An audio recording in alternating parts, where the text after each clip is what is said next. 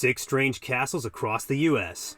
Before we start, I would want you to hit that red subscribe button so that you never miss out on any of our videos. Hey guys, what's up? Welcome back to Nature Snipe.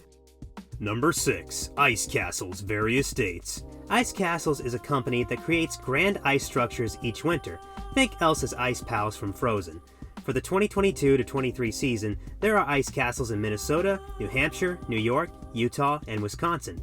Brent Christensen founded the company in 2011 after the ice cave he built in his garden for his daughter to play in was a massive success. It takes literal tons of ice to build the castles. For example, the castle in New Hampshire in 2019 required 20 tons of ice. Of course, the nature of ice melting in the sun and then refreezing when the temperature plummets means that the ice castles are constantly changing. When freshly shaped icicles are added to the castle, they are coated with a spray of water to freeze them solidly in place. The castles feature frozen thrones, tunnels, and ice slides, all of which are lit up with colorful LED lights at night. Number 5. South Hero Miniature Castles, Vermont. South Hero is a small island town that is home to less than 2,000 people in a collection of miniature castles. Built from stone, the small structures stand a few feet tall and feature many of the classic castle elements, such as turrets and moats.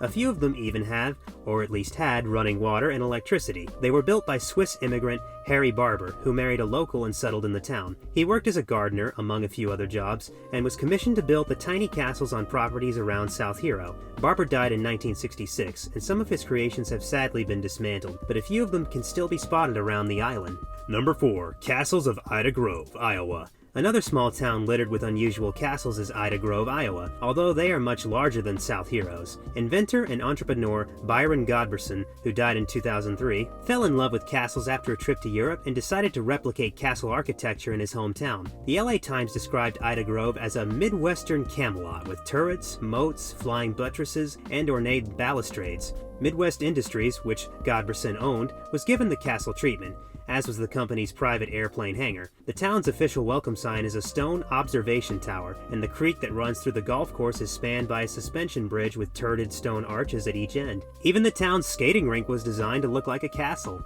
Number 3. Montezuma Castle, Arizona. Montezuma Castle is a prehistoric dwelling that is built into a limestone cliff around 80 feet above the ground. Despite its name, it's neither related to the Aztec Emperor Montezuma II, nor actually a castle. It was given this name by European settlers who were unaware that it was built by the Sinagua people between 1100 and 1300, many years before Montezuma was even born. It's thought they built the so-called castle up in the cliff because it freed up the valley floor for farmland and also offered a secure place to live. 20 rooms are spread across the 5-story structure, which was built with limestone rocks and clay. Much of the flooring is the cliff edge itself, but where the ledge didn't extend far enough, wooden beams were laid.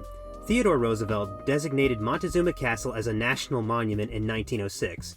Visitors could go inside the building via ladders until 1951, when the ladders were removed over safety concerns and to preserve the structure. Nowadays, tourists can view the structure from below and learn about its history in the visitor center. Number 2. Ha Ha Tonka Castle Ruins, Missouri.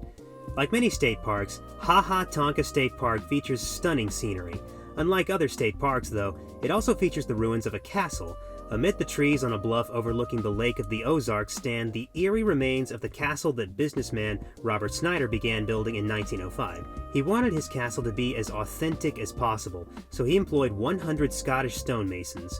But just 1 year later, Snyder was killed in one of Missouri's first car crashes, meaning he never got to see his dream completed. Snyder's sons finished the project in 1920, and financial issues led to them turning it into a hotel in 1935.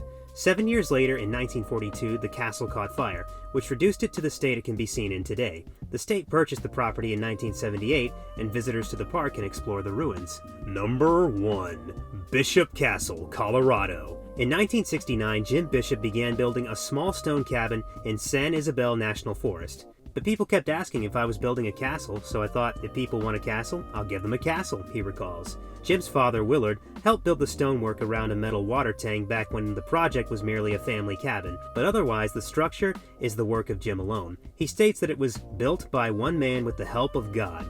Bishop Castle currently stands at 160 feet and features a grand ballroom with stained glass windows. A metal dragon's head, which can breathe fire thanks to a burner from a hot air balloon, is affixed to the outside of the ballroom. The stone structure is covered in ironwork balconies, bridges, and spiral staircases. There's often a notable lack of guardrails, meaning climbing to the top of the towers will truly test anyone with a fear of heights. Entrance into Bishop Castle is completely free, and also undertaken at your own risk. This brings us to the end of our video. I hope you enjoyed it. Hit like if you did, and don't forget to subscribe to our channel so that you don't miss any of our videos in the future. Also, watch the 2 videos that are on your screen because I'm sure you'll love them. With that, I'll see you in the next video.